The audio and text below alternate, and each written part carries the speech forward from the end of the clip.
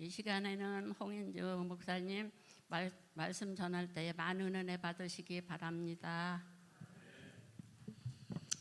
예, 우리 홍인택 목사님을 잠시 소개를 해드려야겠죠. 처음 우리 교회에 오시는 목사님이신데 사실은 늘 마음에 모시고 싶었던 소망이 있었습니다. 사실 목사님에 대해서는 소개해드릴 게 굉장히 많은데 제가 옆에서 본 바로는 그런 거 소개하시면 되게 거북스러워 하실 것 같아요. 그래서 한 가지만 제가 분명하게 여러분들에게 말씀드리고 내려가고 싶은 게 있는데, 다른 무엇보다 하나님의 말씀을 진실하게 경청하면서 증거하려고 함에 있어서 정말 제가 머리가 숙여지는, 정말 하나님의 말씀에 참 진실한 종이신 분인 것만큼은 제가 분명히 말씀드릴 수 있을 것 같습니다. 우리 이제 홍인택 목사님 나오셔서 말씀 증거해 주시겠습니다.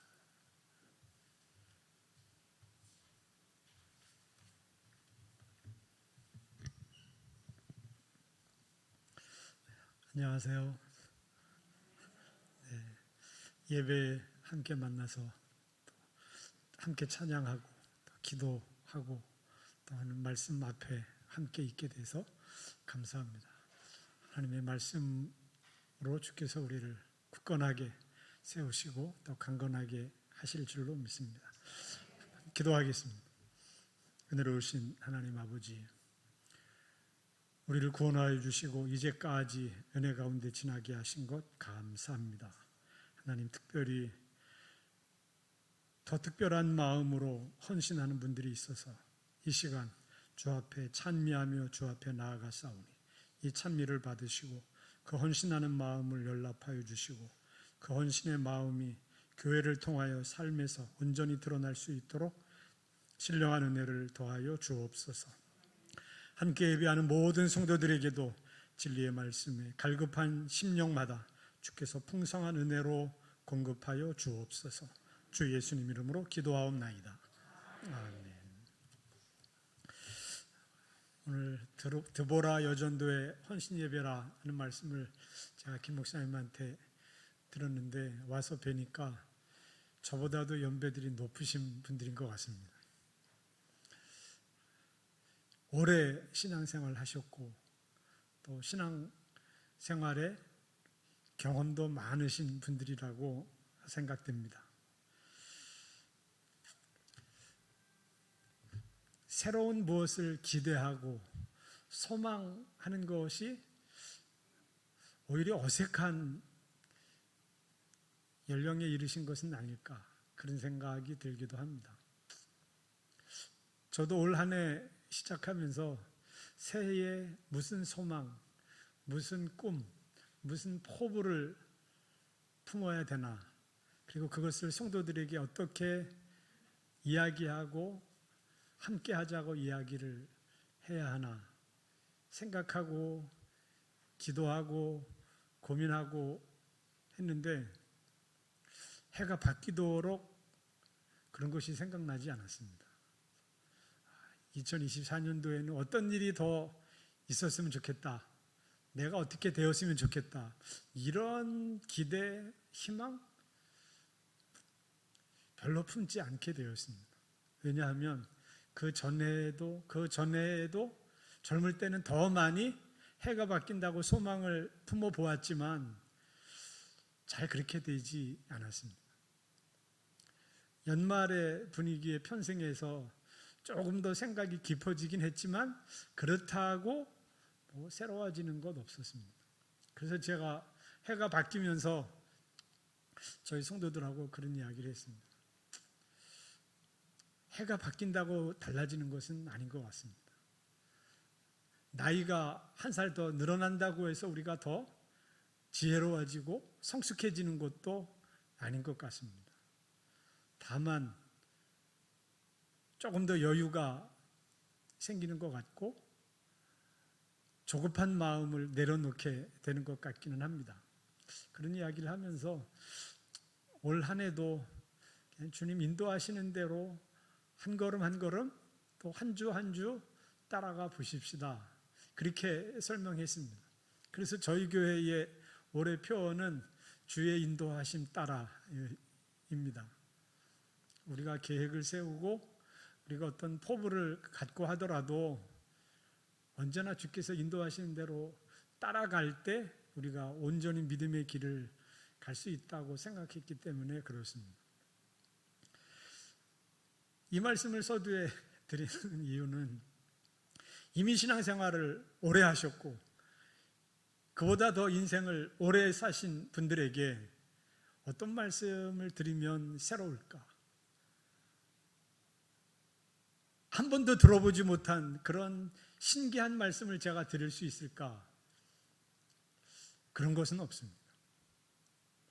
이미 들으셨던 말씀, 이미 아셨던 말씀일 것입니다.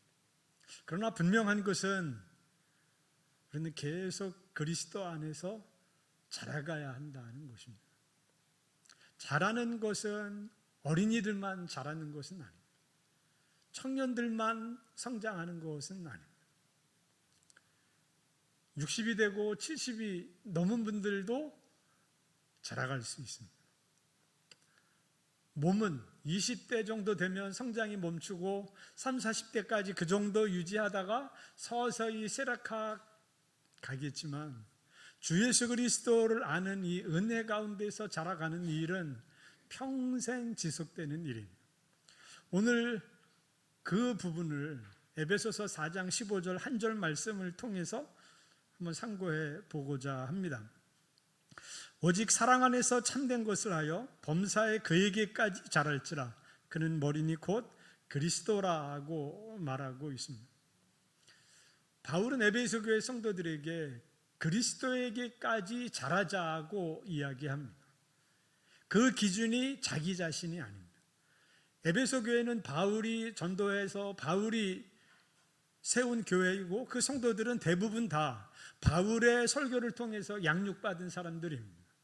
그렇기 때문에 어떤 의미에서 바울이 모델이고 기준일 수 있습니다만 바울은 그렇게 이야기하지 않고 그리스도에게까지 자라가자고 이야기합니다. 물론 바울은 다른 서신서들에서 나를 본받으라고 이야기하기를 했습니다만 에베소 교회에서는 그에게까지 자랄지라고 이야기를 합니다. 그리스도의 장성한 분량까지 자라야 한다고 이야기하고 있습니다. 그런데 어떻게 그리스도의 장성한 분량까지 자랄 수 있는지를 이야기하면서 사랑 안에서 참된 것을 말함으로써 그에게까지 자라자고 말하고 있습니다. 참된 것을 말한다고 우리 성경에 번역되어 있는데 이것은 정직하게 사실대로 말하는 것 이상의 의미가 있습니다. 헬라어 원문에 참된 것을 말하는 이라고 하는 말은 진리를 고백한다는 의미가 있습니다. 그러니까 자기가 생각할 때 정직한 대로 사실대로 말하는 것이 아니라 참된 것을 말한다는 것은 언제나 진리와 관계된 것을 말하는 것입니다.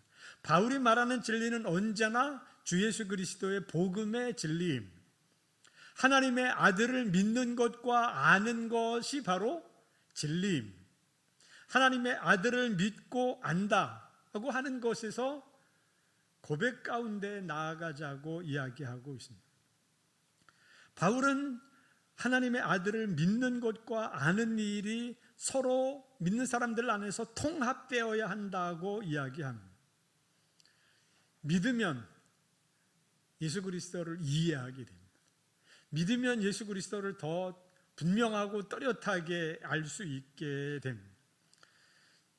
요한복음 6장에서 사도 베드로가 이 부분을 분명하게 설명했습니다.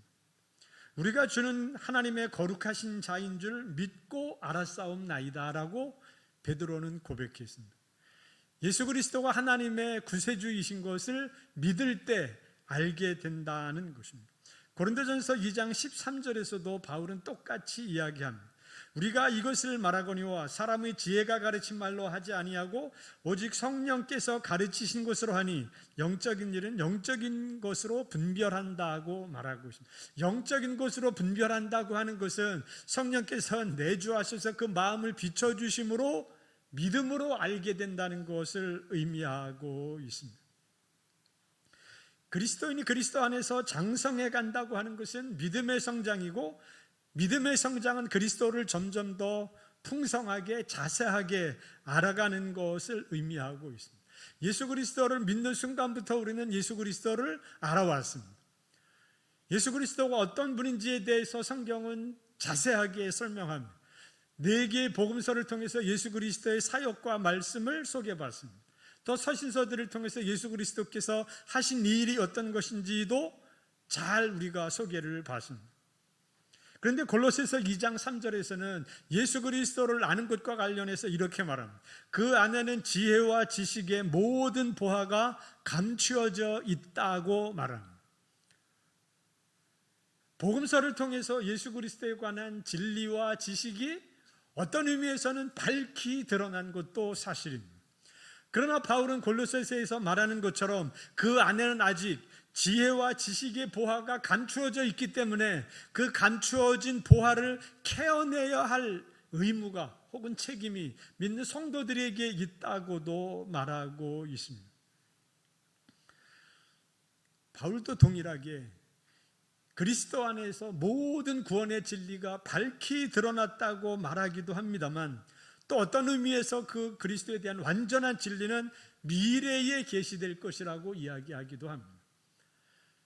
예수 그리스도가 누구이신지, 우리의 구원에 관해서 믿음의 삶을 살아가는 데 있어서 충분한 만큼의 그리스도에 관한 계시가 우리에게 주어졌다는 것입니다.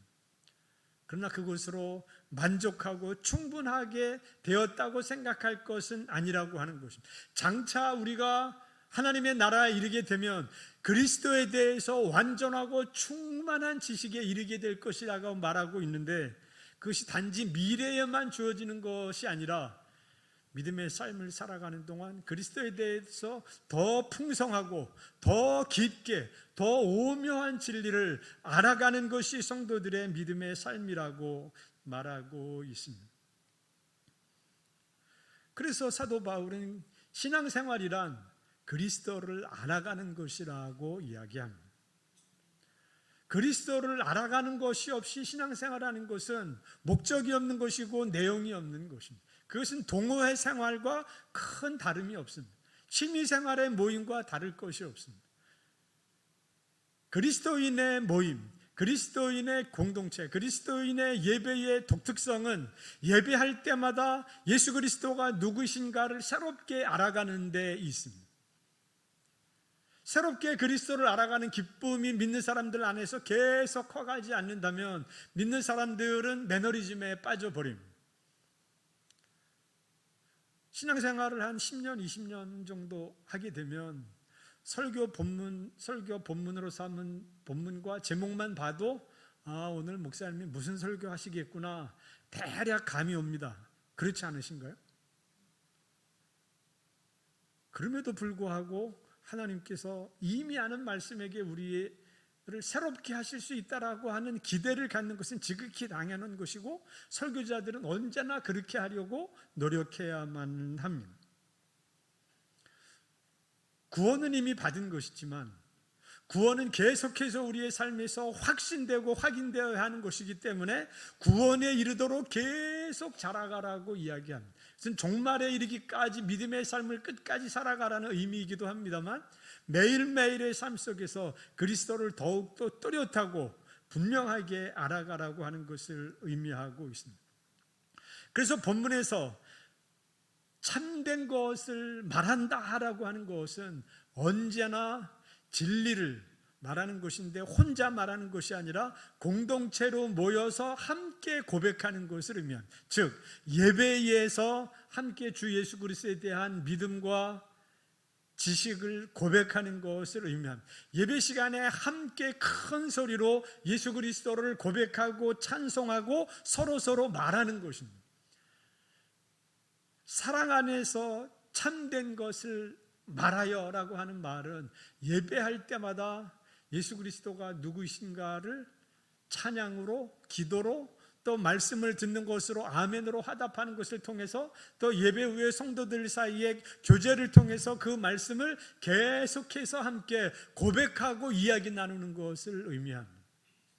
그래서 정말 경건한 시대에는 예배가 끝난 다음에 집에 가면 그 다음에 그 가족의 가장의 식구들을 다 불러 모아놓고 오늘 예배 드릴 때 하나님께서 우리에게 주신 말씀이 무엇인지 되새겨 봅시다 하고 자녀들에게 묻습니다.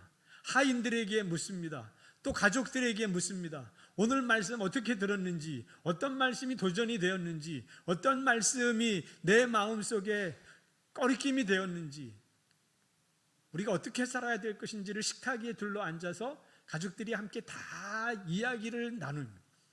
그래서 종종 그것을 테이블 토크라고 이야기를 했습니다. 식탁에 앉아서 오늘 예배 드릴 때 우리에게 주신 말씀이 무엇인지 자녀들과 가족들과 함께 나누는 시간을 가지곤 했던 것입니다.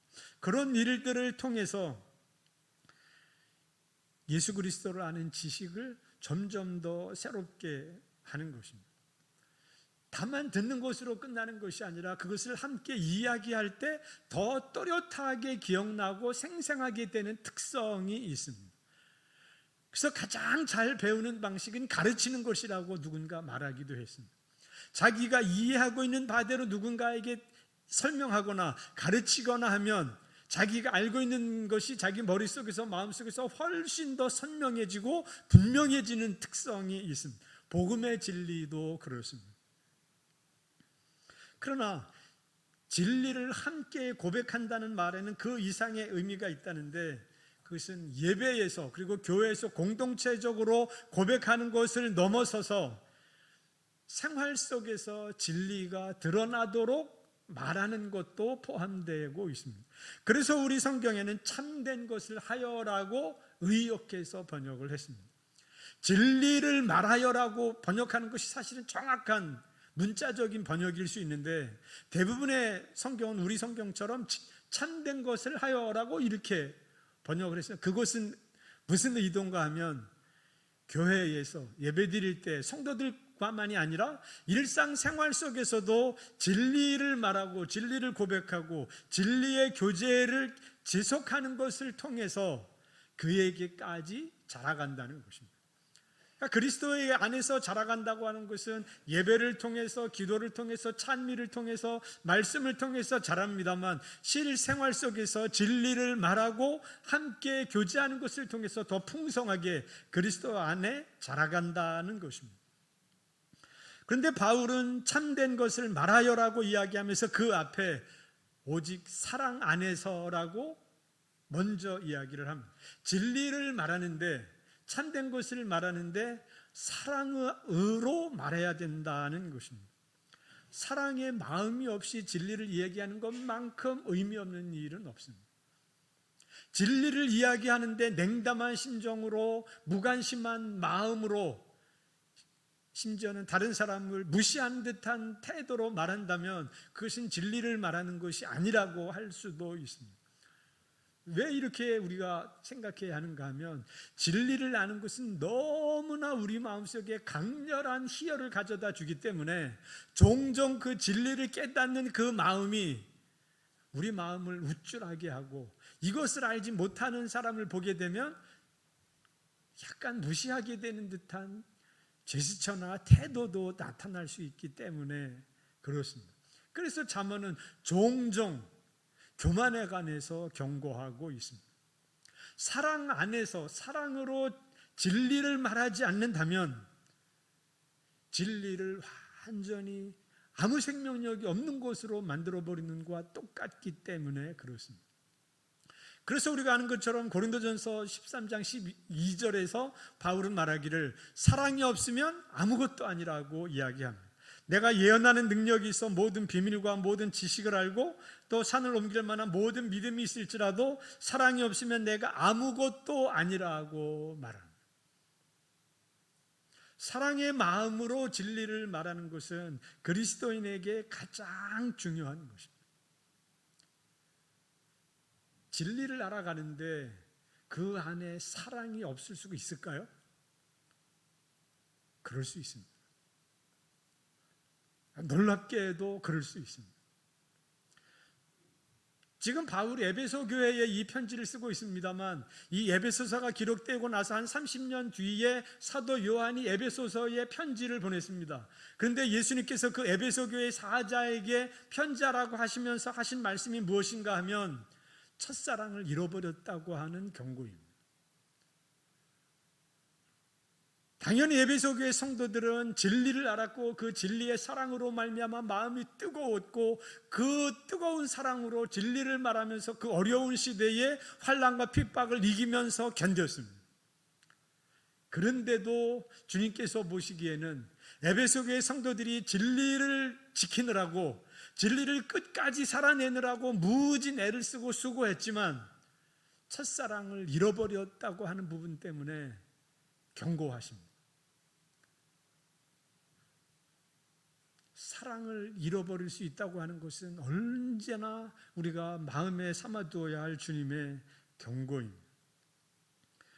사랑을 잃어버리고 사랑 없이 냉랭한 심정으로 진리를 말하고 예수님을 이야기하고 우리 믿음의 삶을 이야기해 버린다면 그것은 엄청나게 많은 숫자 곱하기 0 하는 것하고 똑같습니다.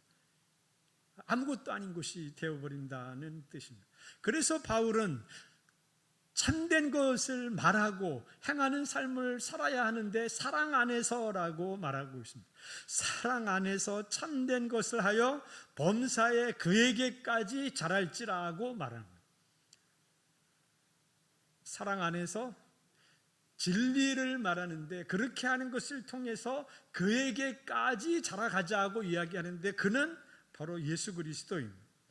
근데 그에게까지 자랄지라고 사도 바울이 이야기할 때 이 그에게까지라고 하는 번역은 아주 정확한 번역입니다.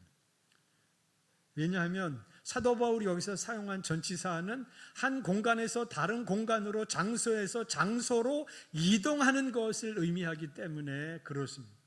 그러니까 한 장소에서 다른 장소로 옮길 때 사용하는 전치사를 사용했다는 의미는 그에게로, 즉 예수 그리스도에게로 옮기는 것을 의미합니다. 그러나 더 정확한 의미는 그에게까지라고 하는 것이 맞습니다. 그에게까지로 우리 성경에 번역된 것은 영어 성경에는 그 안으로 번역이 되어 있습니다. Into him 이라고 번역이 되어 있습니다. 그러니까 단지 예수 그리스도께로 자라간다고 하는 것은 그냥 예수 그리스도께로 저 앞에 있는 예수 그리스도께로 우리가 조금씩 나아간다는 의미가 아니고 예수 그리스도 안으로 들어간다는 뜻입니다. 예수 그리스도의 인격 안으로, 예수 그리스도의 신성 안으로, 예수 그리스도의 은혜 안으로 들어간다는 것입니다. 예수 그리스도와 우리 자신이 개별자로 서 있으면서 그냥 서로 조금씩 가까워지는 정도가 아니라 예수 그리스도의 마음 안으로 들어간다는 뜻입니다. 이것은 매우 중요합니다. 우리가 예수 그리스도 안에서 자라간다고 할 때 그것은 단지 지식의 성장을 의미하는 것이 아니라 예수 그리스도 안으로 들어가는 것이기 때문에 예수 그리스도 안에서의 깊은 연합과 교제의 성장을 의미하고 있습니다. 그래서 예수 그리스도를 믿는 사람들이 자라간다고 할 때 그것은 몸이 자라는 방식과는 완전히 다른 것입니다. 그것은 언제나 그리스도 안으로 들어가는 것입니다. 믿는 사람의 성장은 스스로 자기가 생각한 목적과 방향, 방법으로 성장하는 것이 아니고 언제나 그리스도의 심장 안으로 들어가는 것이고 그리스도의 은혜 안으로 들어가는 것을 의미합니다. 그리스도와의 인격적인 관계 안으로 들어가는 것을 의미하고 있습니다. 진정한 사랑의 관계는 서로 마주보고 있다고 해서 확립된다기보다는 마음과 마음이 진정으로 연합되었다고 할 때, 연합되었다고 느낄 때 우리는 진정으로 사랑의 기쁨을 느낍니다. 사람들 사이에서의 사랑의 기쁨도 그러한 것처럼 예수 그리스도 안에서 성장하는 기쁨은 그리스도 안으로 점점 더 들어가는 것을 의미하고 있습니다. 예수 그리스도께서 나에게 무슨 일을 해주셨는지, 그리고 지금도 예수 그리스도께서 나를 위해서 무엇을 하고 계신지, 지금 예수 그리스도께서 나에게 기대하시는 바가 무엇인가를 생각하며 계속해서 그 안으로 들어가는 것을 의미하고 있습니다. 그래서 바울은 오늘 읽은 본문에 조금 넘어가서 18절에서 예수 그리스도를 아는 지식은 지식을 능가하는 사랑이라고 말하고 있습니다. 분명히 예수 그리스도께서 우리에게 행하신 것을 알아가는 것이지만 이것은 지식의 영역을 넘어서는 부분이라는 것입니다. 표현할 수 없는, 측량할 수 없는, 헤아릴 수 없는이라는 표현을 사도 바울은 자주 사용합니다. 자기 자신이 표현할 수 있는 언어력으로 자기 자신의 어휘 가지고는, 자기 자신의 표현력 가지고는 그리스도가 어떠한 분인지, 그리스도의 사랑의 부요함이 어떤지에 대해서 온전히 담아낼 수 없다는 뜻입니다. 특별히 바울이 그의 서신서들에서 강조하는 것은 우리를 위한 화목제물 대신 예수 그리스도의 대속의 죽음입니다. 그 대속의 죽음의 효력이 어떻게 우리에게 영향을 끼치고 있는지 그것을 생생하게 경험하는 것이 그리스도 안으로 들어가는 것입니다. 그리스도 안으로 점점 더 들어가면, 그리스도의 은혜 안에 점점 더 들어가면 기쁨도 큽니다만 사실은 기쁨보다는 슬픔과 좌절과 절망이 앞서게 됩니다. 왜냐하면 그리스도 안으로 들어갈수록 우리 자신의 실상이 너무나 확연하게 선명하게 드러나기 때문에 그렇습니다. 사람들 사이에는 아무렇지도 않게 지나갔던 모든 언행들, 심지어는 우리 마음속에 품었던 모든 생각들까지 그리스도 안에 확연하게 드러나는 것을 보면서 몸 가눌 수 없는 수치심을 느끼고 부끄러움을 느끼고 좌절감을 느낍니다. 나 정말 형편없는 인간이구나 내가. 그것을 그리스도 안으로 들어가면 들어갈수록 느낍니다. 세상에서는 할 수 있는 대로 우리를 불러일으킵니다. 용기를 내세요. 여러분 생각보다 썩 훌륭한 분입니다. 여러분이 가지고 있는 능력, 여러분이 생각하는 것보다 훨씬 더 큽니다. 용기를 내세요. 해낼 수 있습니다. 이렇게 이야기를 하면서 우리를 용기를 북돋지만 성경은 그렇게 하지 않습니다. 그리스도 안으로 들어가면 들어갈수록 누가 뭐라 그러지 않지만 우리가 스스로 깨닫습니다. 내가 정말 못된 인간이구나. 내가 형편없구나 내가. 자각하게 됩니다. 우리 자신의 추한 모습 때문에 고개를 들 수 없다고 느낄 때가 있습니다. 그러나 다만 그것으로 끝난다면 정말 우리는 신앙생활에 의미를 찾지 못할 것입니다. 그러나 그렇게 수치심이 생겨나고 부끄러워지고 몸둘 바를 몰라 하고 있을 때 고개도 들 수 없을 것 같은데도 불구하고 그때 예수님께서는 자신의 보혈로 우리를 감싸주시고 덮어주십니다. 그리스도께서 나를 사랑하신다는 의미가 이거구나. 내 참 볼품없는 이 모습도 사랑해 주시고 나를 위해서 죽으셨구나. 지금까지 나를 용납해 주셨구나 라고 하는 사실을 깊이 깨달으면 예수 그리스도를 더 깊이 아는 것입니다. 예수 그리스도의 사랑을 더 깊이 채워지는 것입니다. 바울은 이것을 그렇게 설명합니다. 오직 사랑 안에서 참된 것을 하여 범사의 모든 일에서 그에게까지 그의 안으로 자라가라고 이야기합니다. 왜 그런가 하면 그가 머리시고 그가 그리스도이기 때문에 그렇습니다. 그리스도를 향해서 달려나가면, 그리스도 안으로 들어가면 들어갈수록 우리는 부끄러워지지만 주께서는 우리의 부끄러움을 감추시고 덮으십니다. 그리고 한량없는 주의 사랑으로 우리를 다시금 부어주십니다. 이것이 놀라운 그리스도 안에 있는 그리스도와 만남의, 그리스도와 인격적인 교제의 신비입니다. 그리스도 앞에는 아무것도 감출 수 없습니다. 우리에게는 다 그런 기억이 있습니다. 아무렇지도 않게 지나갔던 일들이 어느 순간 하나님께서 우리에게 은혜를 주시면 다 잊어버렸던 것, 마음속에 깊이 담아두었던 것까지 다 떠오르게 하셔서 다 고백하게 하시는 그런 은혜를 경험한 적이 있으실 겁니다. 오직 그리스도 앞에 나아갈 때만 그런 은혜가 있습니다. 그리스도 안으로 들어갈 때야만 그런 은혜가 있습니다. 신앙생활의 연수가 길어질수록 거의 모든 것을 아는 것 같습니다. 거의 새로운 것이 없습니다. 그냥 교회 생활이라는 것이 그렇지 뭐. 일주일에 한 번 교회, 또 조금 더 여유 있으면 주중에도 가고, 또 무슨 새로운 뭐가 있을래나. 그렇게 신앙생활을 하면 우리는 정말 의미 없는 신앙생활을 하는 것입니다. 그렇지는 않으시겠죠. 기대하는 마음을 가지고 오시겠죠. 부끄러움이 하나가득 있지만 그래도 주님 은혜를 사모하며 나옵니다. 그렇게 이야기하고 있습니다. 우리 몸의 성장은 어느 정도 세월이 지나면 정지되지만 그리스도를 아는, 그리스도에게까지 자라는 성장은 평생토록 지속됩니다. 저희 어머니는 올해 90 되셨는데요. 제가 어머니 집에 갈 때마다 오늘 드린 것과 똑같은 말씀을 드립니다. 어머니, 이제는 입맛도 별로 없으시다 그러고, 세상에 재미있는 것이 아무것도 없다 그러시고, 하나님이 날 언제 데려가실는지 빨리 데려가셨으면 좋겠다 이렇게 말씀을 하시지만, 어머니 마음속에 하나 담아두셔야 될 게 있습니다. 예수님 안으로 더 들어가시는 사모하는 마음을 가지시기 바랍니다.